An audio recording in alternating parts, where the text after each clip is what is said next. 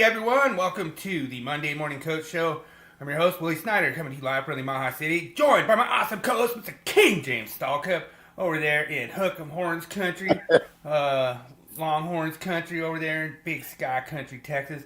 I want to give a big congratulations to the New England Patriots. They actually have the record number of losses in a Super Bowl now. That's so good. But looks like we already have Mr. DJ85 jumping in the house. What's up, Daniel? Good to see you, Brother. Daniel. Daniel popping in. Yeah, I wasn't even a game. Shoot, I told you Seattle was going to win it all. I knew it, and they were just put some respect on them. They were the better team. There's no doubt about it. True. And congratulations to them. And it was really time when it got to fourth quarter. I was like, shit, this is over.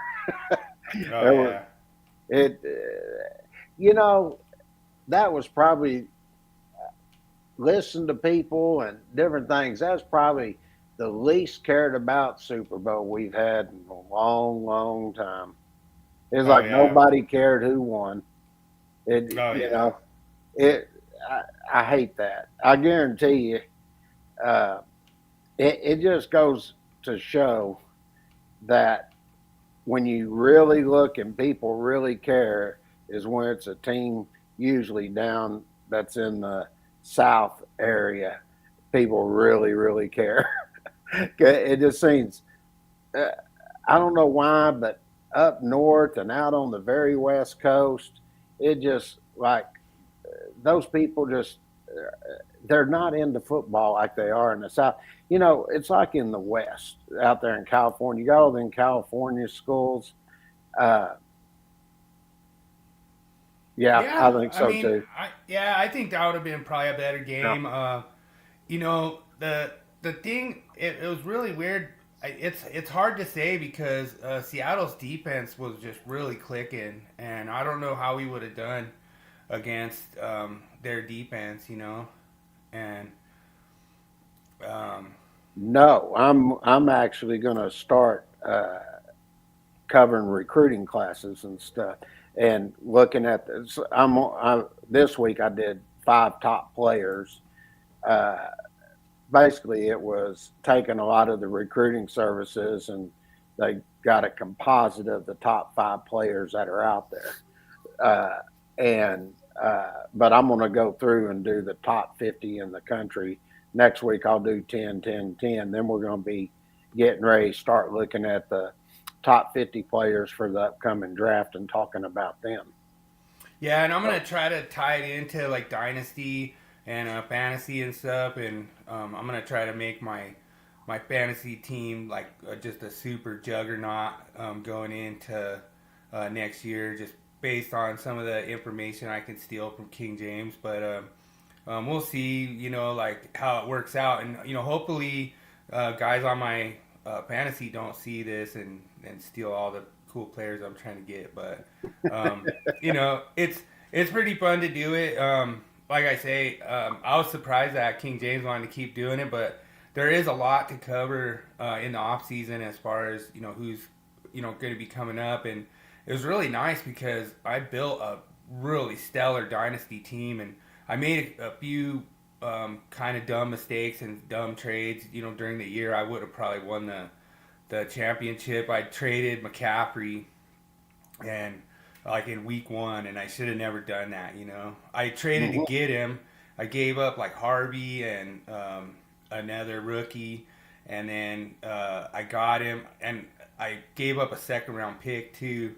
And then I traded him. I got my second round pick back, but then I ended up, I would have probably done a lot better in the championship game if I had McCaffrey, but I think I still would have lost. So, but it was a really good dynasty team. So, hopefully I can use that information. Oh man, our thing just popped up on Rumble. So we're over on Rumble. I haven't seen how many people's over there, but it's weird because sometimes the notifications pop up and sometimes they don't.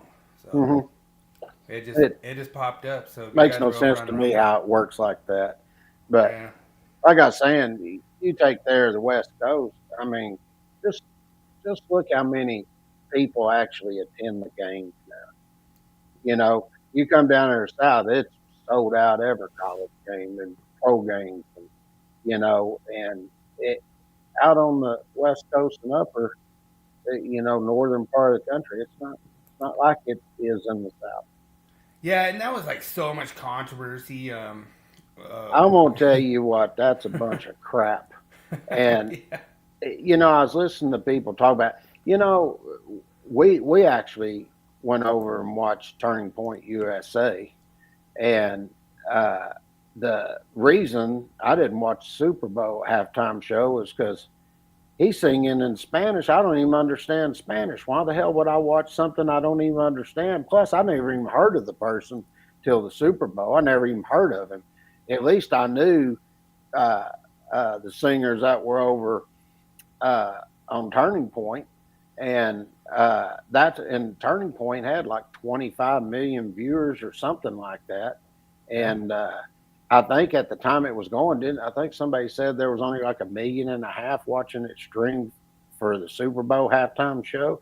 That Yeah. should, if those numbers were right, somebody had showed that on one of the podcasts I was watching. I was like, well, if that is actually true, that ought to tell the NFL something and get off your woke crap, and the people who really watch football, and they Yeah, put I that. think I think everyone tuned into that, Daniel. Hmm. I was actually busy. I was recording my podcast, so I didn't watch anything. I was in my own zone during the halftime show, but Well, my like my whole thing is who actually watched that, you know, and I'm willing to bet it was the uh, your like LBGTQ communities was who was watching that, you know, and you're, that's the woke thing they're doing out there. I hate to be, it's political stuff, but I believe you're an American. You want to hear Americans up there playing. It's our sport. It's an American sport. It's not. yeah. Where's that guy from Puerto Rico, I think, or something like that? And Yeah, I uh, mean, they're walking it's out there with all them other flags and everything. Screw that crap, man. I don't care. Anybody watching this podcast gets upset with me saying I don't really care. I'm so sick of this woke crap, and you know, it's like they're trying to tear America down to me. I yeah, want to hear entertainers out there, American. Like when we used to have Michael Jackson, Prince, Whitney Houston. People like that that we all grew up listening to, and now yeah. we get all these entertainers. I don't even know who the hell they are. Yeah, I mean, I guess where the controversy comes in, the way I look at it is,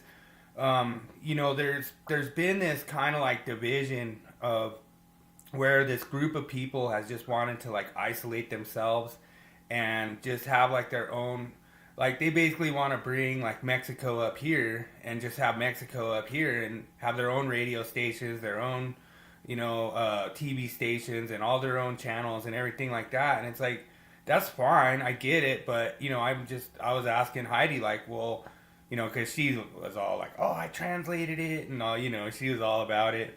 But Mm-mm. I was like, well, would I be able to go into like Germany and have my own and just have like my own, English TV station with all my channels that I like, and you know what I mean? It's like, the thing is like, yeah, I'll probably have an English TV channel up there, but in Germany, but it won't be anything I like, you know, Well, sure. Yeah, I and mean, you so assimilate to the country you want to live yeah, in, and they don't want to assimilate. I get tired of yeah, watching them walk up and down the streets with their flags protesting. Hey, if you like that country so much, get your ass back over there. yeah, Why are you yeah, here? exactly. Assimilate and become an American. I don't care Well, what uh, uh, race you are, religion. I don't care. Do you? I'm okay with that. But yeah. don't come over here expecting if you don't want to simulate our culture, get your ass out. And I'm with Yeah. Trump on this. Trump said he signed, didn't he sign? Is that your English is the official language? I can't even believe he has to sign that. And every Yeah. time you go in somewhere, now you got all these different languages and stuff. You go onto a government website, you have to put down which nationality you are, which language you are, and then you get all these forms in that language. Hell with that. You want to come over here, simulate, learn English. And if you can't do that, then go back to where they do that. Yeah. That's the way I feel about it. But Oh, you mean California? No, I'm just kidding. California, man, and you know, I'm pretty easy going. I mean, not much bothers me, but you know, I have national pride in the United True. States. You Yeah. know, a lot of these younger people, I'm going to tell you, you watch this podcast, I'm going to tell you to go see something. And if it doesn't bring the national pride out in you, then you've got a problem. But go watch The Miracle on Ice Yeah. with the hockey team that beat the Russia team, and there was no way in hell they were supposed to win that game.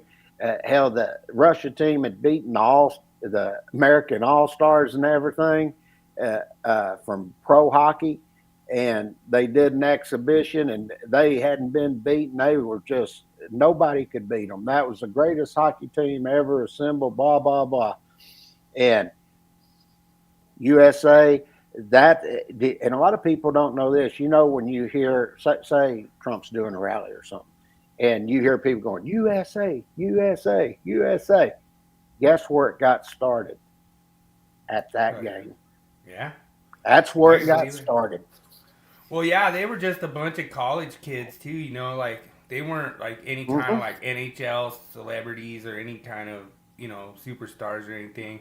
So it just goes to show like how that American perseverance can win and beat over this authoritarian regime, and they were like just like the most brutally trained. There's this story that they have about Russia, um, and it was called the Attack of the 100 Dead Men, and it was a song by Sabaton. One of my metal bands plays it, but they did a thing where basically they had like 6,000 German troops that were coming in. They launched a bunch of chlorine bombs on the Russians, Mm-hmm. and they thought they were all dead, and they were marching in. 6,000 Germans come in, and here these 100 Russians start jumping out of the barracks. Well, the Russian soldiers are the most feared in battle because they're more scared of their commanding officers than they are of the enemy. Yeah. And so the enemy knows that. They know that they will not retreat, and they're basically like the toughest soldier out there. And Well, look so at the they, conditions they train in too. yeah. And so these 100 men, these 100 Russian men drove back 6,000 Germans and drove them back into where there was artillery and stuff, and basically wiped out this whole army of 6,000 Germans. And it was just that whole thing that they thought they were dead because the chlorine bombs, they actually turn water into hydrochloric acid.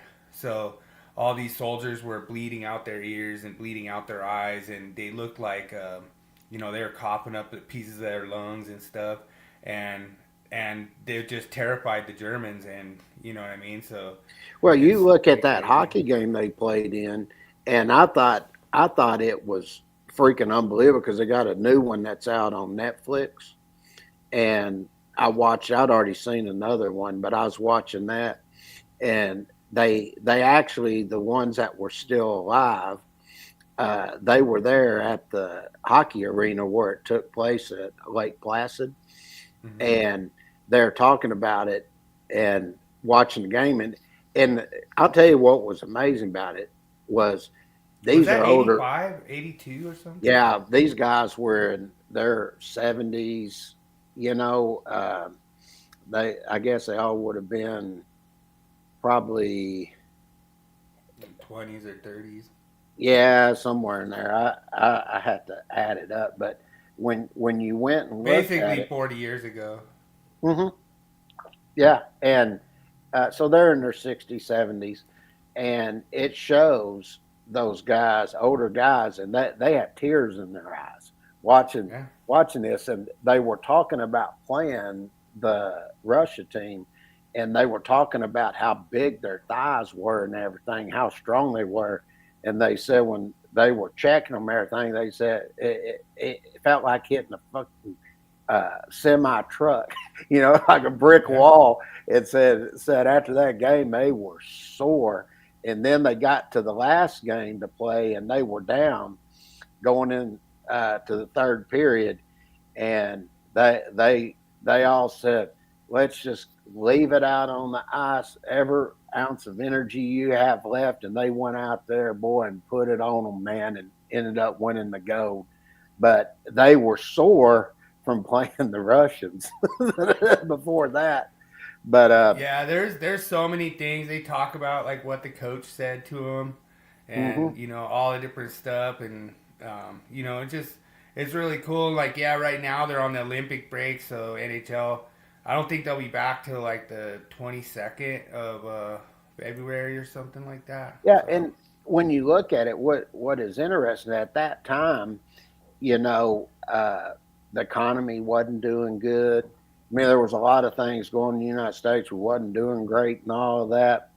And it was at a time when we needed a pick me up and bringing the right, country together. And that's why they call it the Miracle on Ice, is because it brought the country together, and it brought that sense of nationalism of the people together, and people were going in the bars, and then it started in the crowd at the thing going USA. Then it people were hearing it going USA, USA, and that was like a pivotal moment in our history. And I hmm think it's something younger kids today, they need to see stuff like that and get off of this, listen to all this woke crap that's going on, because that is what America really is about, in my opinion. true.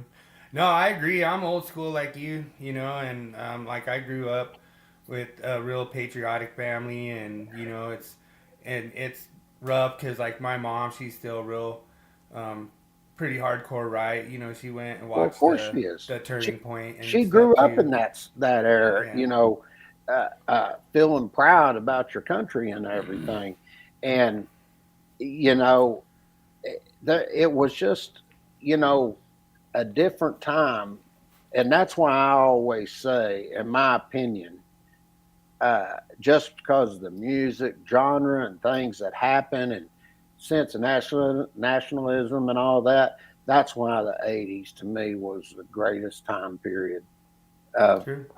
all of it. I mean, the 50s, 60s, all that's great, Mary, but the 80s was really something that was going on. And that's when we started coming in with all the new technologies and stuff. And then we had, for the kids, everybody would be watching MTV. Remember that? They'd Yeah, have back when they actually played music yeah, videos. actually, when they played their musical instruments and stuff, and it was fantastic. And they were coming out with all the new different types of musical instruments and synthesizers and all of that, and they were playing all of that good stuff. Something changed this country, and I remember the 90s. The 90s was awesome too, because I went right into the 90s. And I graduated in 82, and I think it was right at, yeah, probably right around 2005. And that 2000, hmm 2005, it started to change. And Yeah, you know, and this is just my opinion, but I think it really started in the colleges and the true. teachers are getting in there. I know people that said they'd gone to college and would write something a certain way, because if they wrote it the other way, they would have got a bad grade because Oh yeah, because of the political leanings of a teacher there. right. Well, So let's get into some football. What mhm. do you want to do next? Let's go Okay. meme of the week. All right. Get it out of the way. All right.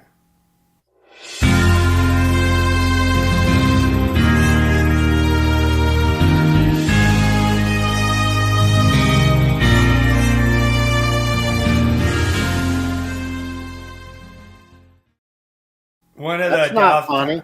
That's not funny at all. One of the Dallas Cowboy fans from my work sent me that one, and I was like, King James will like that one. You know, I I can't gripe too much because I said this before it ever happened. I was talking about, yeah, I think they're going to trade Parsons. And you're like, nah, they ain't going to trade Parsons. He's an all-star, Pro Bowler. Well, I said, nah, I think they're going to trade him. I there, think they're going to get 2 first rounds and maybe 2 seconds out of it. And I was there pretty close was to what they got.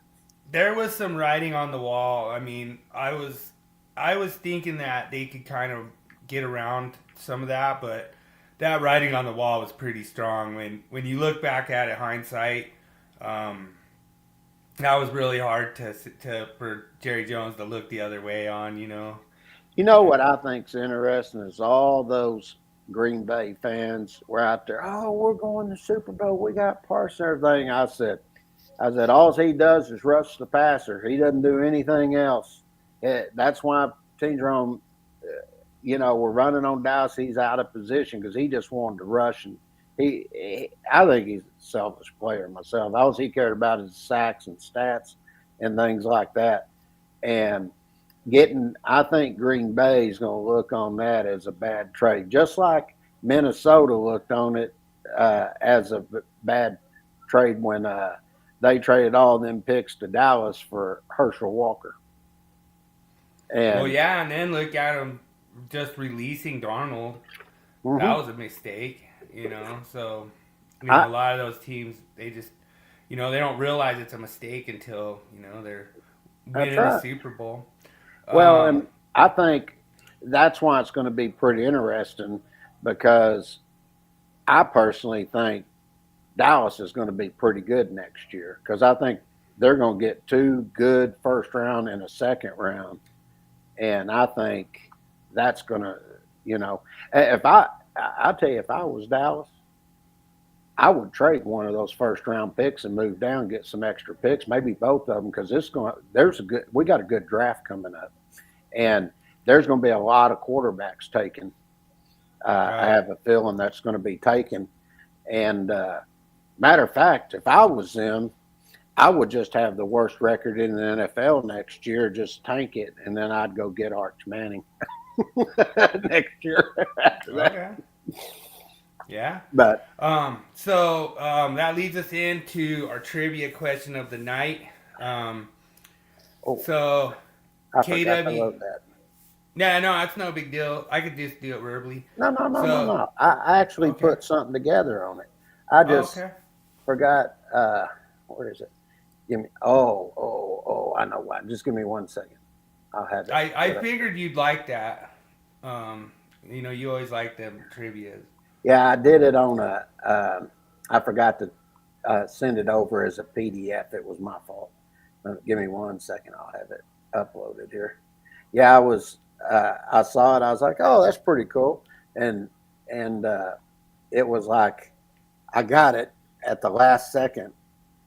And or when I was getting everything together, I had some stuff I had to do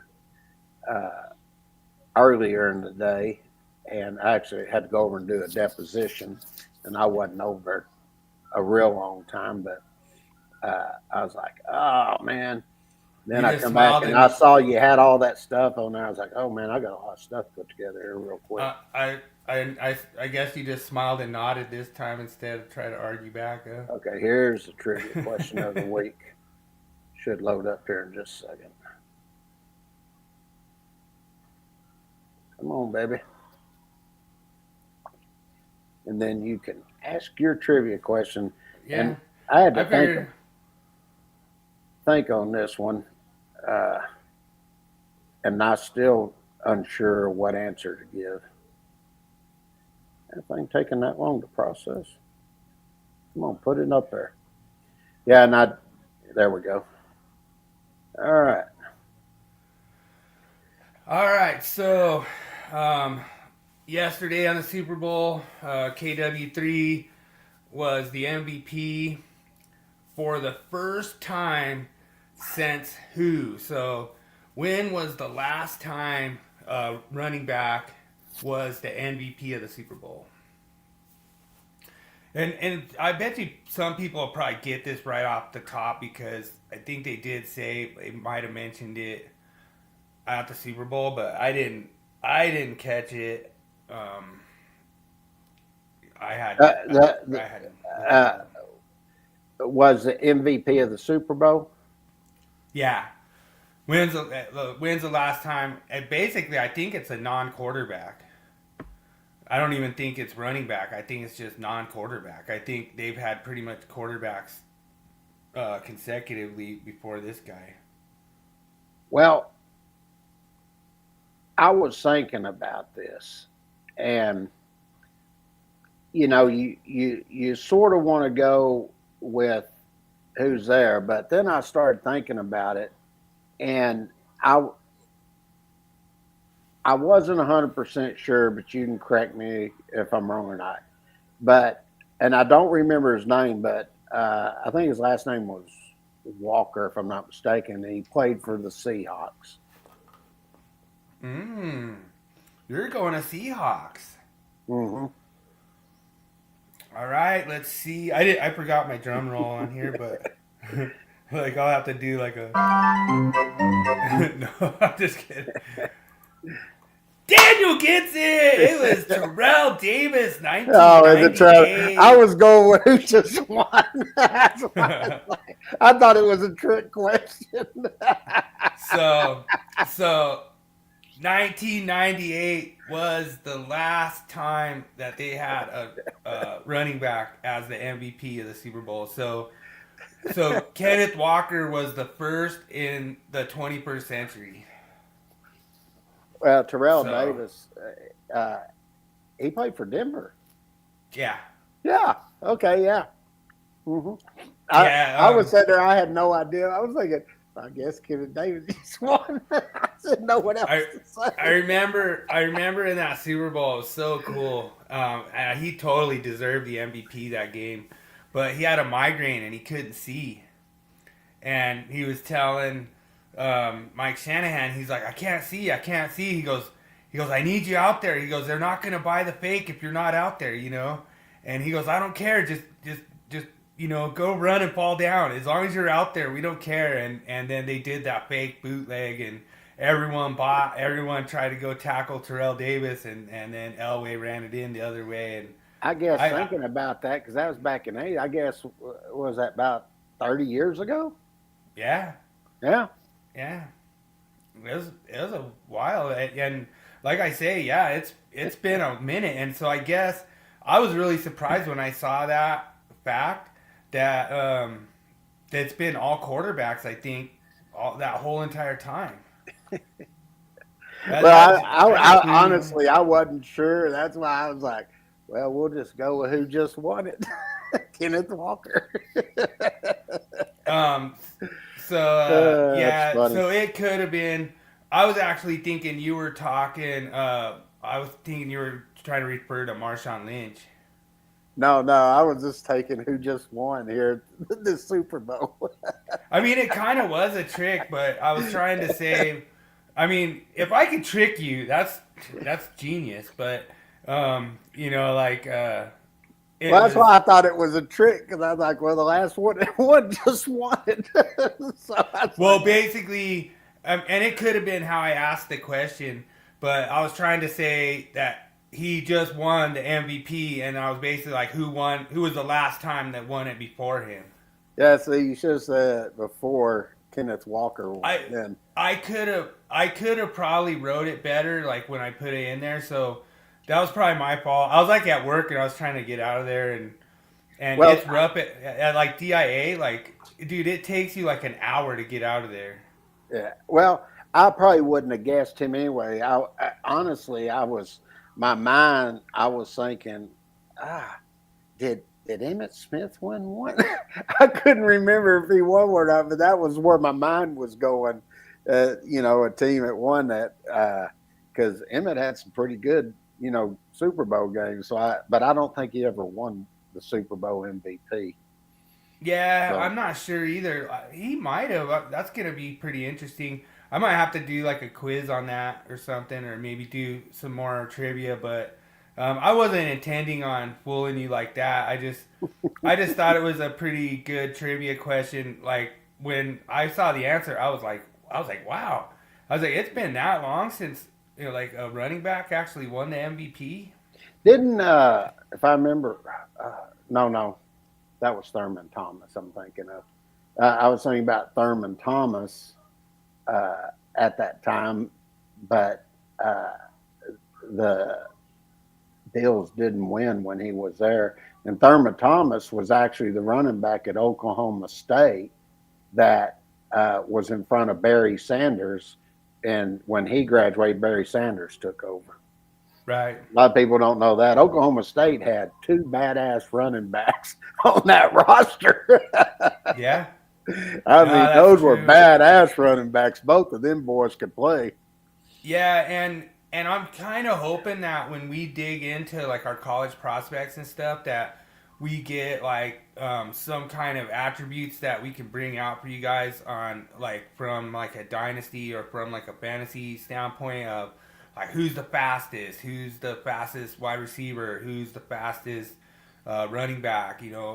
This in all honesty, I think this is kind of a weak draft class, 2026, but I think we're going to try to bring the best light we can to it and kind of try to combine those with some of your NFL veterans.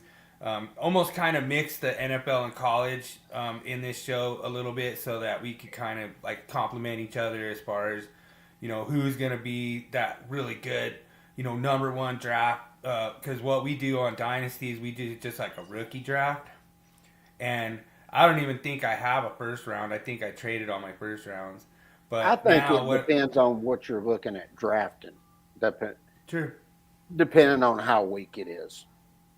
Well, and that's the thing too is that there's a lot of good defensive players in the draft, and we have a defensive um, part to like our dynasty, So we do have defensive players in there too. So that's gonna pan out good.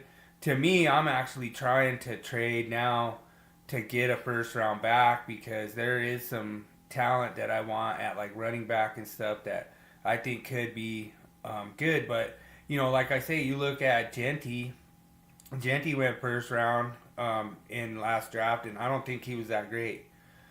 Maybe he'll come around, but I don't think that Genty really translated to NFL that great. But at the same time, he's on the Raiders too. I mean, That's right, if big if difference. if he would have been on, like a team like say, uh, Genty went to like the Chargers instead of Marion Hampton. I mean, you're talking he could be like a top 10 running back in the Sure NFL. can. So that's the kind of stuff that we're gonna try to explore a little bit as we go through this show and just kind of go into that kind of stuff. But Well, pretty much, Scott. let's look at the high school recruits. Come, I did the Yeah. top 5 recruits this week in a Okay. composite, and I'm going to talk about each one of them. Okay. Uh, the the first one that you're going to see that we're going to talk about is going to be Keyshawn Henderson. Now, Keyshawn Henderson, um, basically, when I looked at Keyshawn Henderson, he's a QB prospect. Um, he's out of Spring, Texas, Okay. and And uh, so he already committed to Kentucky, no, he or is that Keyshawn Houston? Henderson's going to Houston. Okay. And one of the things that amazed me is Texas didn't even really go to recruit him. But the reason is Texas, they liked Diabell. And Okay. I guess it's, everybody sort of has their own uh, theories, and who they like and all of that stuff. But one thing about this guy is um, he he plays in the spread, but he's very he's a pretty dynamic athlete. So Okay. he, in a way, you better keep an eye on him coming out of that pocket because he can bail out of that pocket. He can move around, buy time, and uh, he's very good at faking out and manipulating defenders while he's on the move. That's Did it say he's 6'3"? yeah, he's 6'3", Okay. and he's 6'3", 185 pounds. So he's a pretty good size quarterback. I figure he'll probably be 6'3" in a college program, somewhere around 200 to 210 is what he'll end up weighing, I'm assuming. Okay. But he he has really grown as a quarterback over the last 2 years, and he's got a big arm, but he doesn't have like a rocket arm. You know what I mean? Uh-huh. He has some. When I've watched his tape and stuff, he has some examples where he has some slide under throws. So you're not going to get away with that in college. So Right. that, but as far as uh, his short to intermediate passing ability, he's good with his timing, his accuracy, his placement of the ball. He has a really, really quick release. And Wasn't Houston kind of a little bit in the playoff running at some point? I mean, I don't think they had a terrible season, did they? They're like no, they had a 3 pretty or good year. yeah. And of course, it works out good for him because he's in Spring, Texas, and Spring is right down by the University of Houston. So he's staying home. And I mean, he was offered by all the big schools and everything. The only one I know Texas didn't go after him, but I knew who Keyshawn Henderson was. But that's sort of where they ended up. He went the number one recruit in the country for a composite rating by all your different recruiting services, combine them all together, was Keyshawn Henderson. He went to the University of Houston. The next one is Jackson Cantwell. Now, Jackson Cantwell, he's almost 6'8". He's 6'7.5", and he's 325 pounds, and he's Wow. committed to go to Miami. Texas actually recruited him too. So did Alabama, Arkansas, Auburn, Florida. All, I mean, just go down the list. Wow, But he's a freaking beast. yeah, the when I started looking at him, the name that come to mind with him was enormous. uh, Yeah. but the thing that's great about this guy, he's very athletic, and basically he can play all the different line positions. So I figure when he gets to Miami, he's either I figure he's probably going to start at right tackle or one of the guard spots. And then I think Okay. eventually he'll develop and he'll be a left tackle for Miami. So Okay.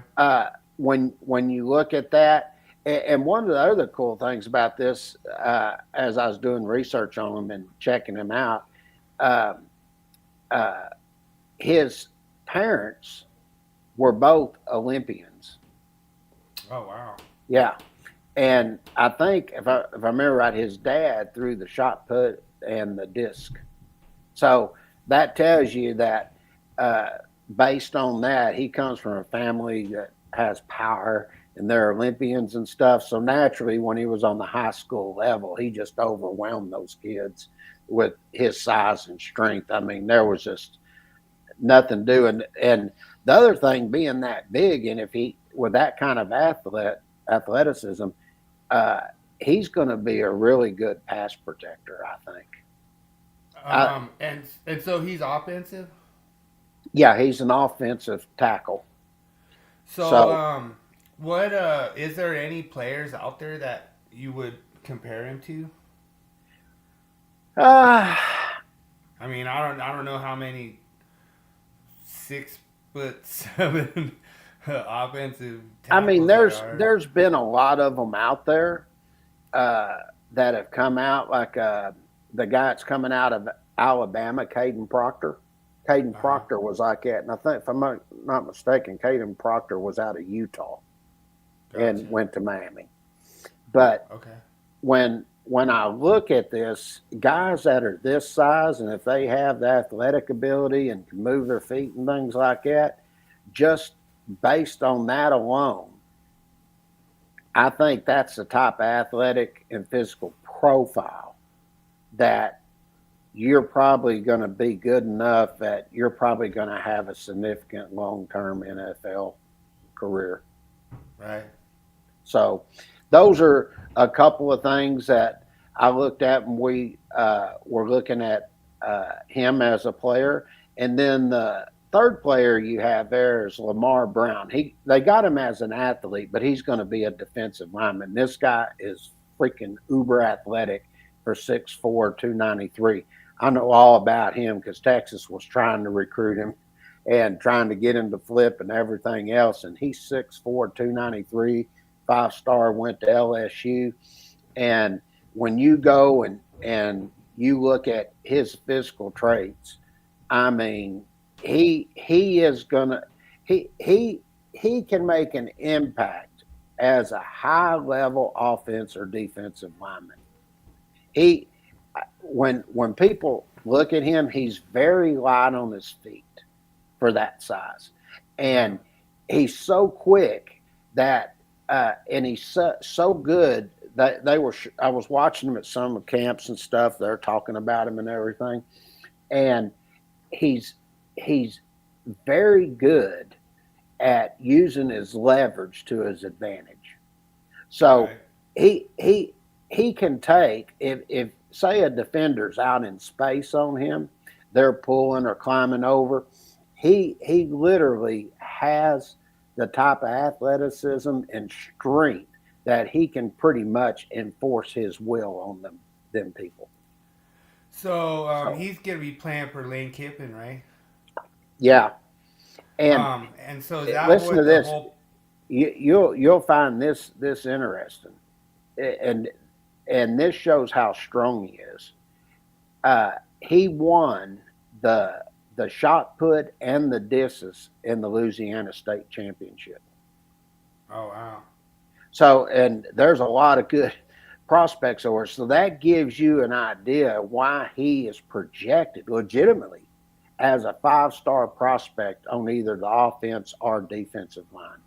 So is that? I was just curious why they put that athlete thing on there. So is that so Lane Kiffin can put him on whatever side of the ball he thinks he's better suited for? Yeah, yeah, because they haven't really decided where they're going to put him, but when you look at him, he is a multi-sport athlete for football, and he competed in track and field. So Okay. um, when you really go and you start checking out this guy and everything, I mean, even as a sophomore, I, I think I read, I think his sophomore, he placed like third or fourth in the disc as a Okay. sophomore.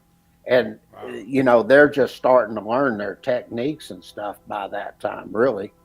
And he, he, uh, he, as far as football goes, he participated in the Under Armour All American game, and he had a sack and a tackle for us. They're playing people all the time in those. But even as uh,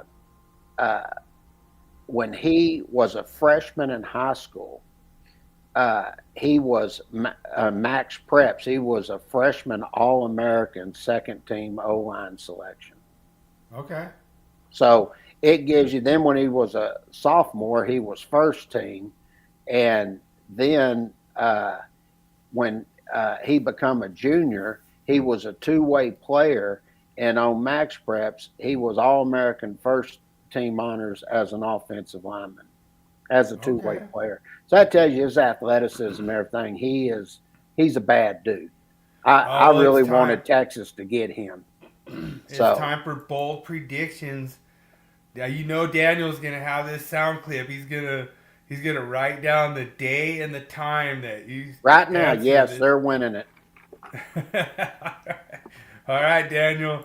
You could go back and just save the timestamp on this podcast, and then you can go back, write it down on your calendar, like what episode it was and everything, so that. What, and we'll get to that probably around June, July. I guess they'll start setting things up, or they'll have early predictions, and I think you'll see him. Uh, they'll probably have Texas rated number one and start the season, and Ooh. I mean, you think about it. They got Arch Manning coming back, and when he shows up this year, this coming year season, he's got experience. And if you actually look at the last probably 6, 7 games, he was probably the best quarterback in the country, Yeah, stat wise. I can believe that. And All right. he's Well, got that you heard experience. it. You heard it But here first, Daniel. you know what's going to make them tough? And anybody that follows Texas football, I'll just give you insight.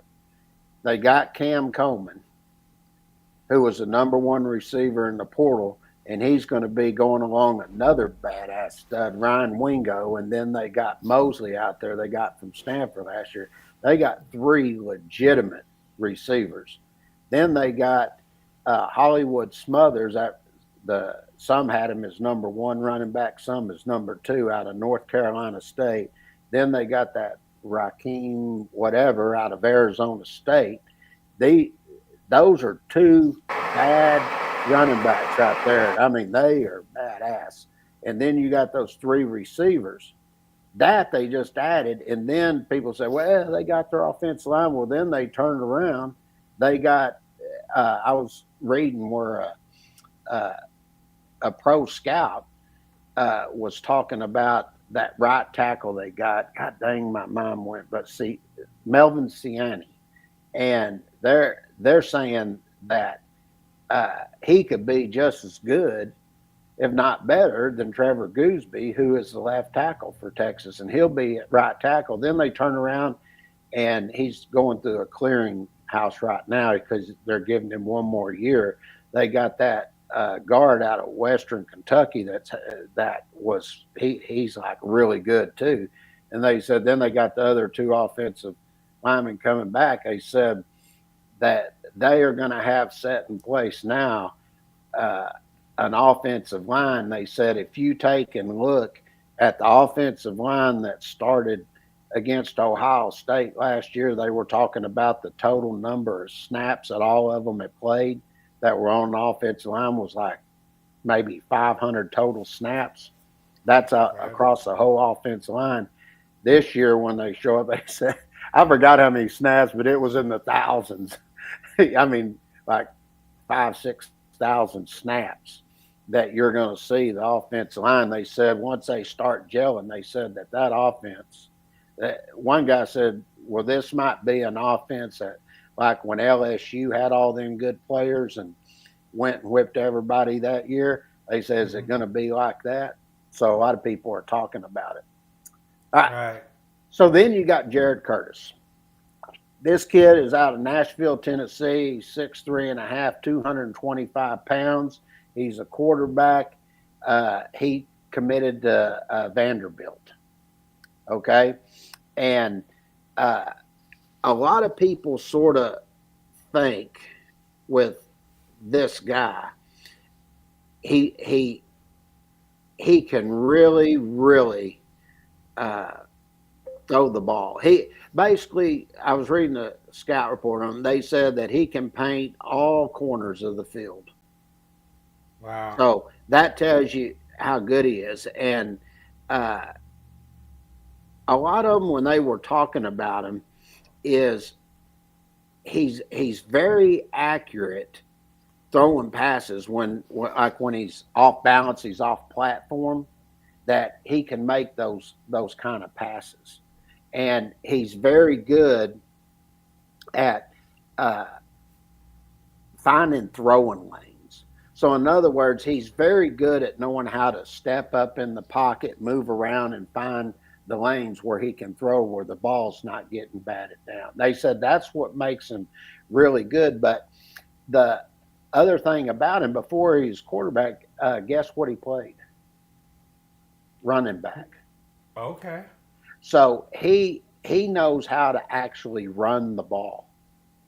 And that is one of the things that is really good. And another part about him that's good also is that he's very good already at working through his progressions and looking off defenders. Right. So to me, for a quarterback, that's probably the most important thing that you'll see in a quarterback is being able to do that. So Right. I think this kid, I think this is a name y'all need to get familiar with. Uh, I think somebody compared him, and they said he's sort of like Jay Cutler, who played for the Miami Dolphins. Okay. That's who they sort of compared him to. So All that right. gets you through four. And the last one I got here for top five, this guy went to Maryland. He's a edge defensive end at Zion Ely. And when you look at this guy, he was recruited by Alabama, Florida State, all of them. Uh, but the thing that I look at with this, he sort of, they gave him a comparison to Will Anderson with the Houston Texans. And uh, this, to me, this is when I talk about freaks, athleticism. So, you know, when I look at freaks, I sort of think of people like, um, what, God, he's on the tip of my tongue. The guy played at for the New York Giants linebacker. Um, God dang. Um, Linebacker. You talking Yeah, about LT? yeah, LT, Lawrence Taylor. Yeah. He was an athletic freak.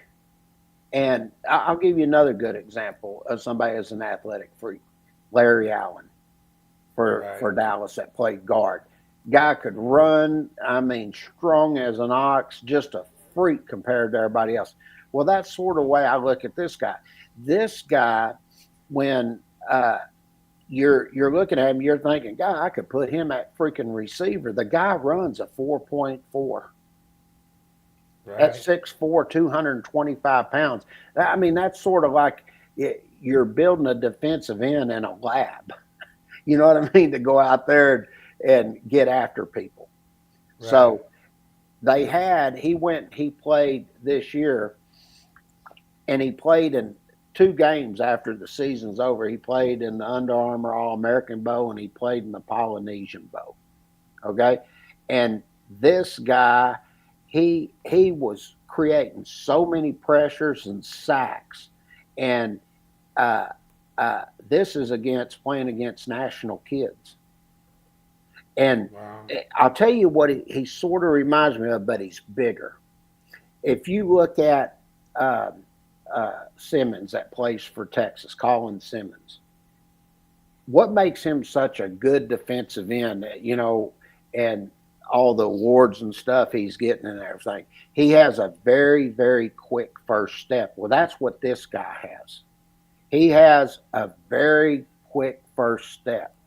And when you have something like that, especially with his size, because he's 6'4", 225 now, if he can keep his speed 4'4", 4'5", and get up to, say, 245, 50 pounds at that speed and still have that quick first step, he's going to be hell for offensive linemen.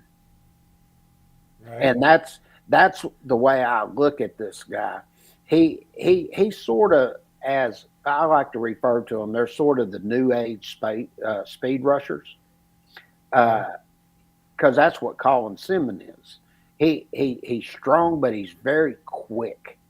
And you start adding that weight to the frame, getting that muscle on there and everything, and if you can maintain that quickness and everything, that makes you unique out there because you're able to do things as uh, a defensive end with that quickness other defensive ends are not able to. And there's a lot of great defensive ends in there. So when I look at somebody like him, I sort of consider him. He he's so fast and everything. You could actually use him as an outside linebacker in a 3-4 defensive front. So you could Right. move him around, and that makes him a freak of nature. Oh And yeah. and think about this: when you look at these NFL scouts and all of that, one thing they're always looking at, they go to these combines and everything. They want to see how fast you run.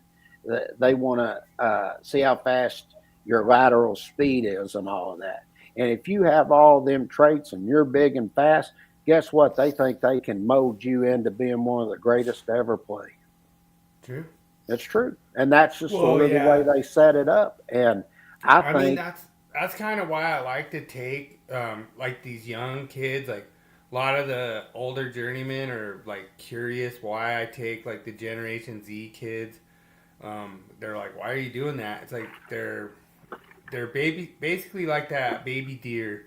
You could like teach them your way, how to do it your way, and they kind of get stuck in your way. I've been doing this 30 years, and it's nice because it's like if you're gonna try to do it different than a 30-year experience, then you're gonna be having a lot of problems. And they start realizing that, and they're like, wow, if I do it your way, I'm gonna have it on easy street. And sure.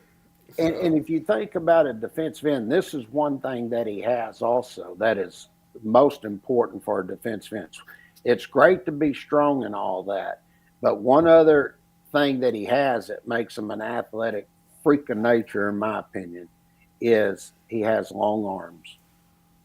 And if you got the strength in them long arms and you can extend out, that's really what makes a defensive end very special. So, when they're always saying, oh, yeah, we look at measurables and all of these things, that is one big measurable that NFL teams and college coaches are looking for in someone like this. So I think he's going to be a great player. and where's he going? Minnesota? Maryland. Oh, Maryland. Okay. Yeah. So that's all I did for this week. Okay. Cool. Did you want me to run over to? Would you want to go over the Super Bowl? Yeah, let me go ahead and cue it up, and then All right. I've got all the stats and everything. Then I have your dynasty. Okay.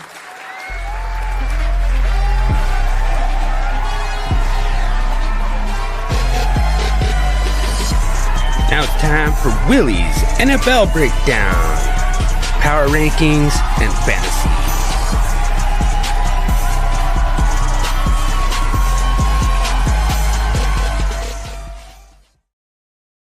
So we do this just like kind of we do like every audio. I'm just kind of going over the kind of last part of the game, and so anytime you want me to stop in the audio, and we'll kind of like talk about some things, and then kind of go over the numbers, go from there.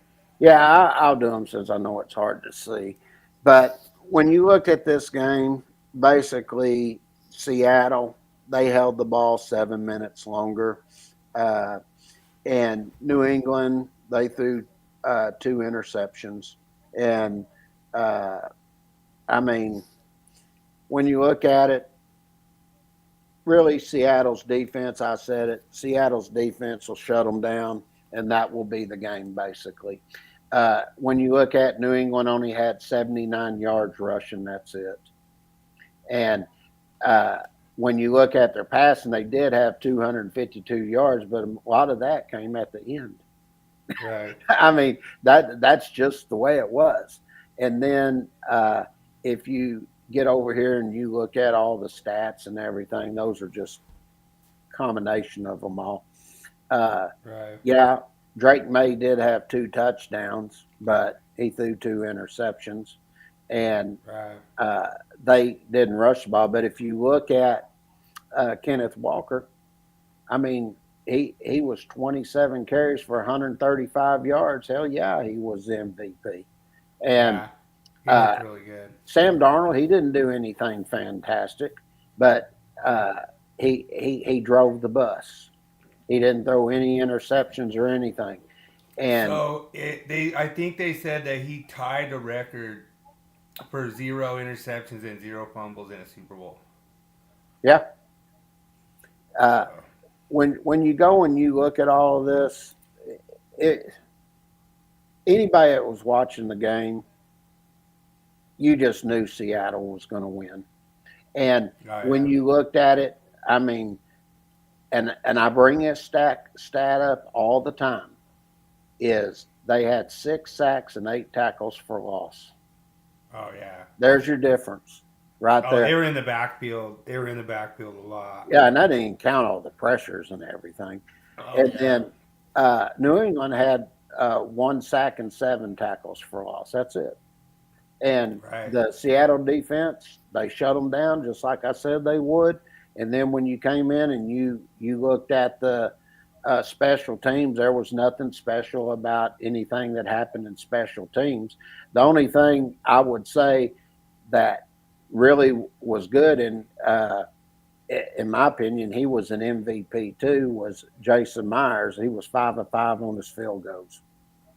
Yeah, and that tied a NFL record too. Yep. Um, but the one thing I wanted to kind of mention with special teams was like their punter was copping kicking the heck out of those boys.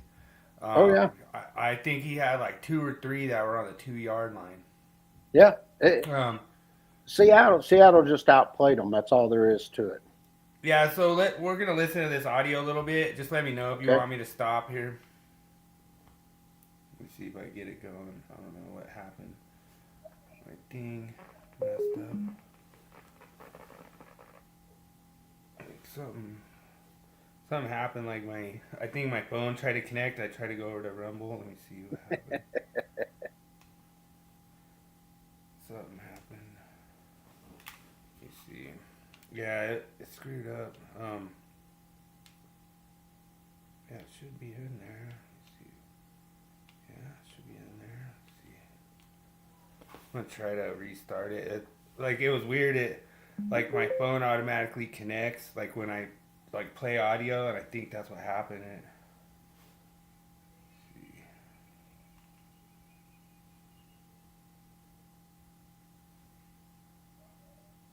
Is it gonna go? Weird. It should. That's not even. It's weird. I don't know what happened. Something weird happened. Like not even on the right channel now somehow. It's weird. I disconnected here. I think it might have. But anyway, we can. We can I'll go to figure it out. Dynasty. That's fine. What's that? I got your Dynasty up. You want to go ahead and go to that while you're looking at it? Let me just try to see if this. Let me try to. I think I might have it now. I think it keeps like automatically connecting. Let me see.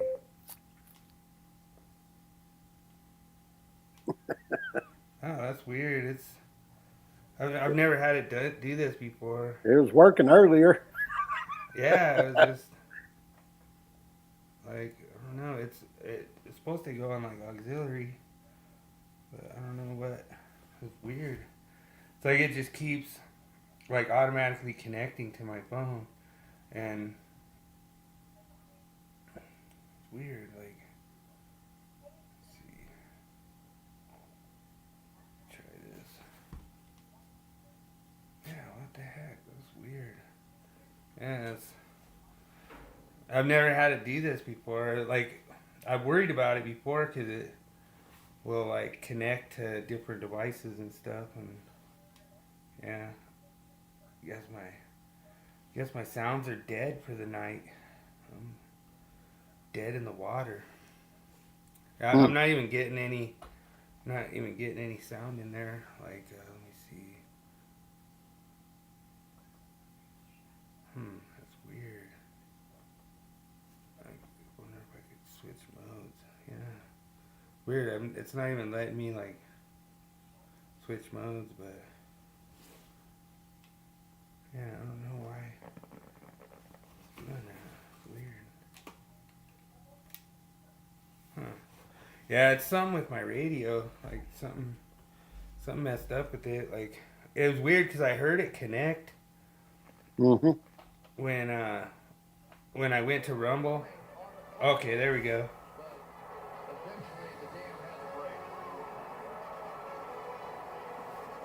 He has not. 35 to begin. Pressure on, and they run away again. And keep it in 7 yards after that. He gets to the sideline. Melissa Stark. After all that, it's 2nd and 4. That sounded good now. Try in the middle of the tough throw. Off the 35-yard line for Matt Collins. Wow, there were a lot of folks there. Play downfield. In 24, trying to find some tempo, trying to take a shot. Downfield for Hollins. He's got it. Touchdown, New England. So that was New England putting points on the board. I want to say that was like maybe like 7 minutes, 8 minutes Yeah. left in like the fourth. That's right. And you knew it was pretty late then. I mean, what was that at that point in time? It was like, I was like, what was it, 12-7 then? Or was it more?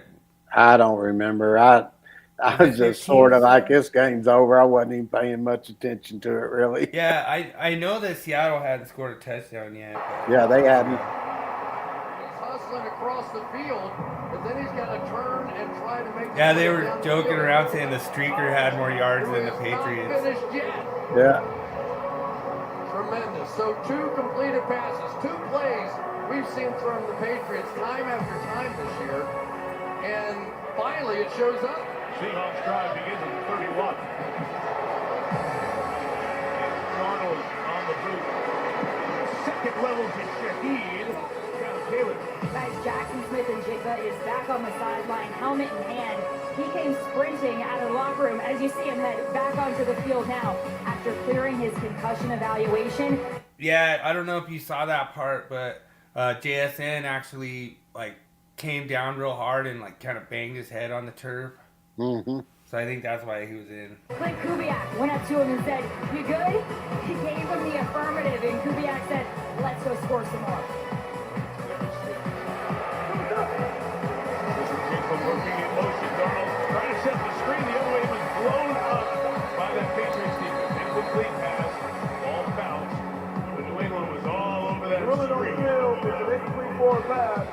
0. You're going to have an opportunity. So that was that one I was talking about.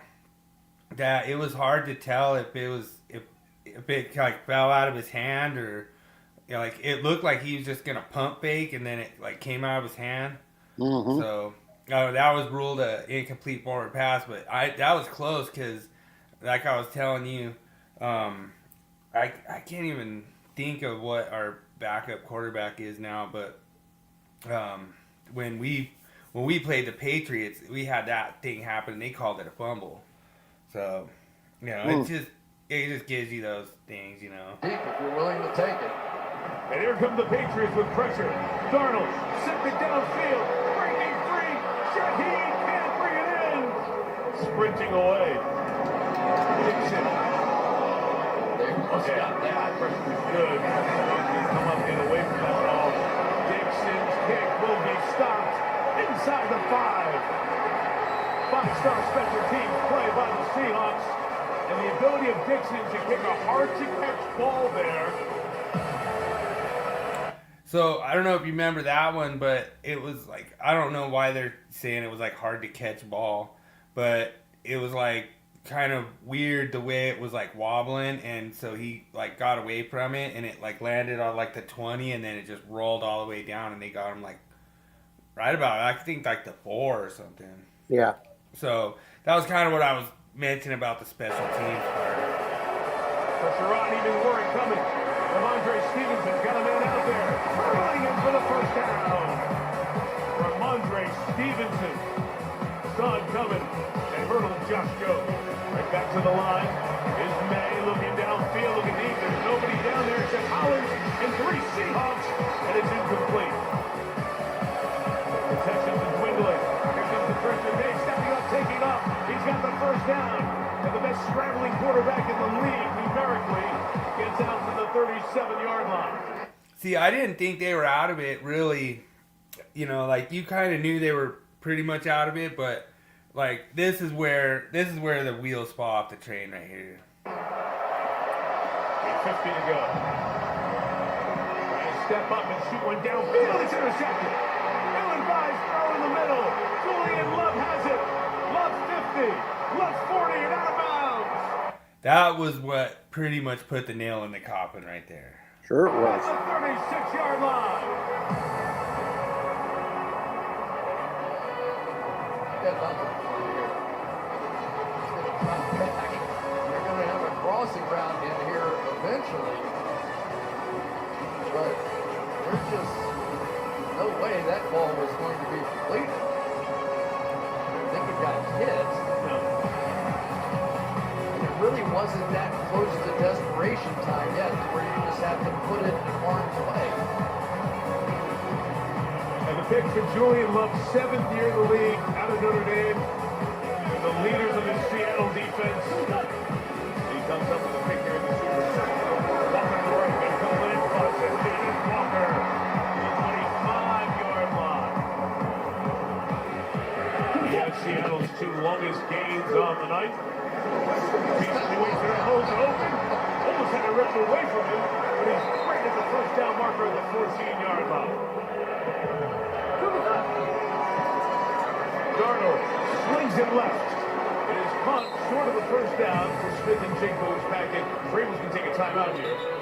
So like the one thing that I noticed right here was like the Patriots were like in super desperation mode, really when they didn't have to be. But you know, throwing a interception, and now here is the Seahawks in the red zone, looking good. And the other thing I was gonna say is I think this is the first Super Bowl where neither team had a rushing touchdown. Regular season adds to that, but still, Myers setting a new mark and trying to add to it. From 26, that's his 5th field goal. Stands. It has not been the game he hoped for. Still time here at 5.5, but this relentless Seattle defense continues to have a night. Their 6th sack. Byron Murphy. Take what you can. Gotta get a first down here, 3rd and 8. And May throws. It's complete to tight end Henry at the 44-yard line. That gets New England into Seattle territory. Yeah, see, I don't think Hunter Henry really had that great of a game either. They did get a substitution in there. And they bring a pressure as well. And May got knocked out as Witherspoon came under pressure. And Uchenna Nwosu is going the distance for a touchdown.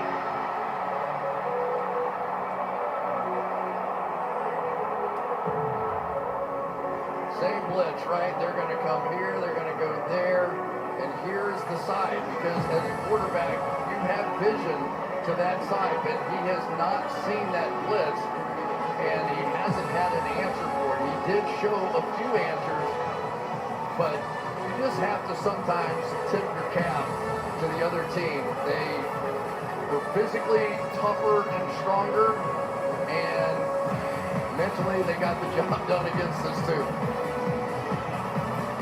That was pretty much all she wrote That's for it. that. That's it.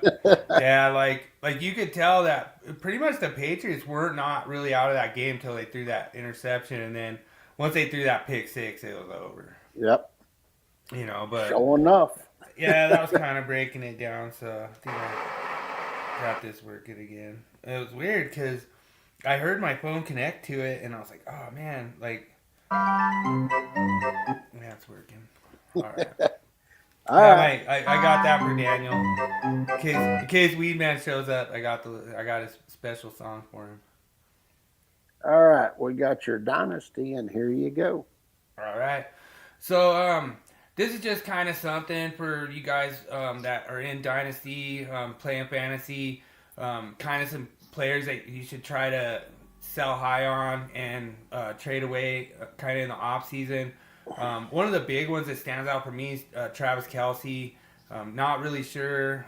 You heard some audio there with Derek, different, some of these guys, like Aaron Jones on the Vikings. He might be one to try to sell high on. Jawan Jennings, 49ers. It's just, when you look at these guys, I don't know for sure if I'd be really trying to trade Devontae Adams. I mean, he was like Mr. Touchdown last year. I think he could have a decent year next season, but it is a lot of QB uncertainty and stuff.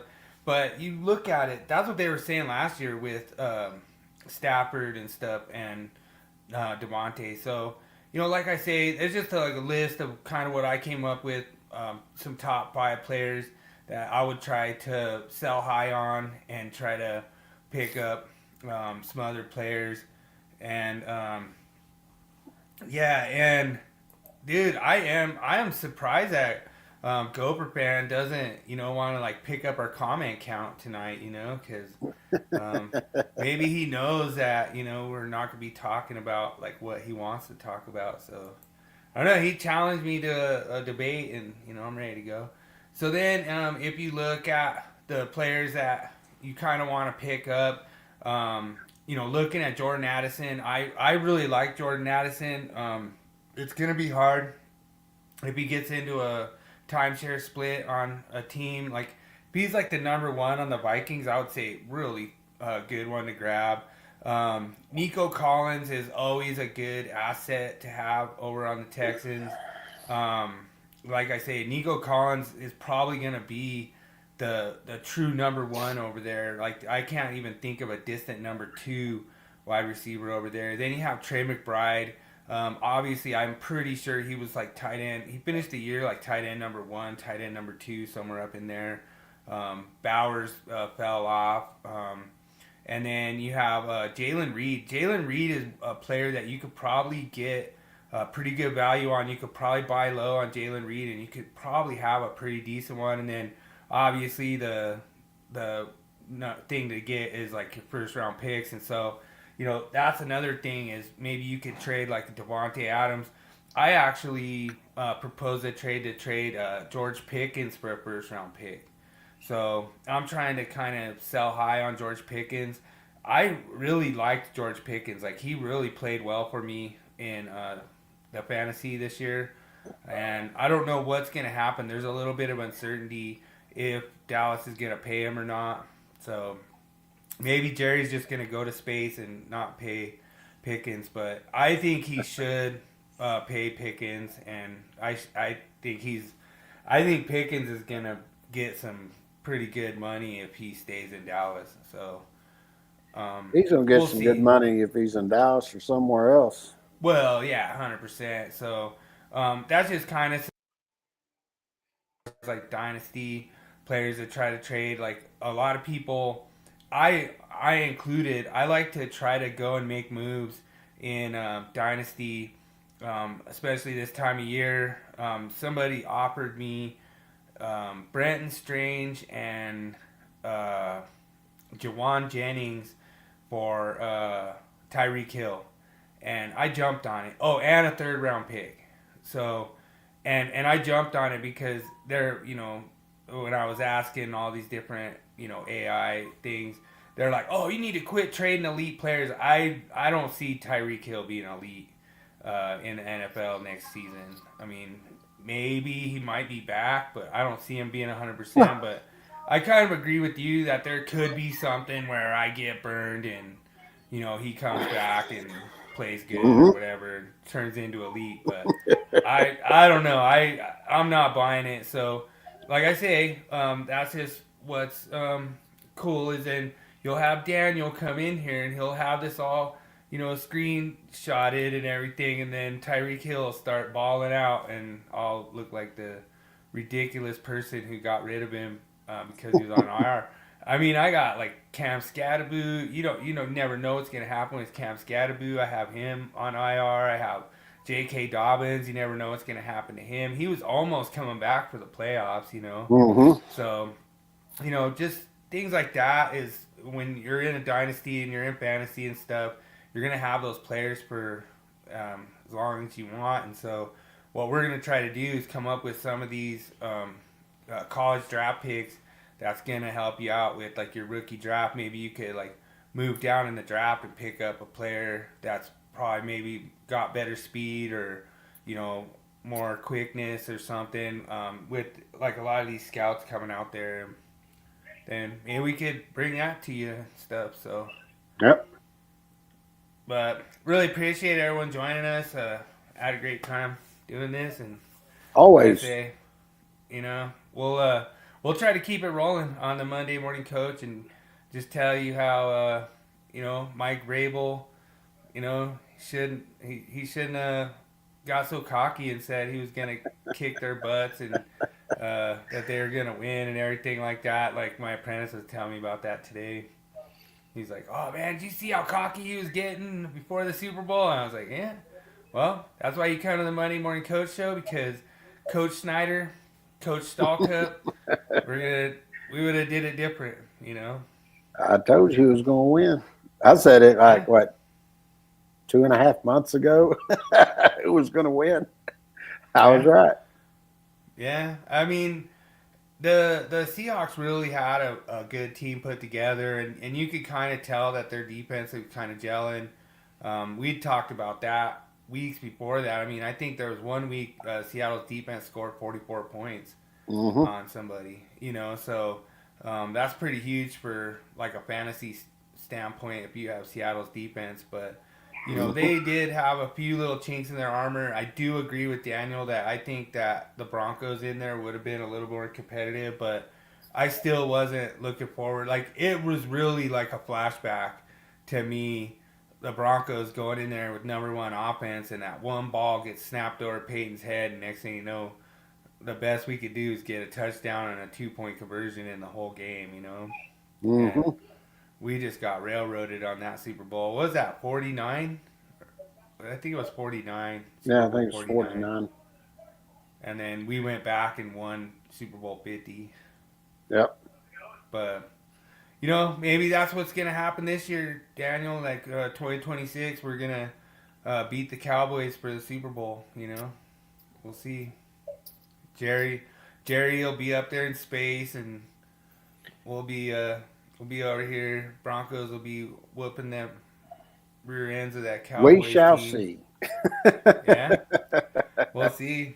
But always a lot of fun, and no matter what it is, Daniel will always get his song played on this show, so that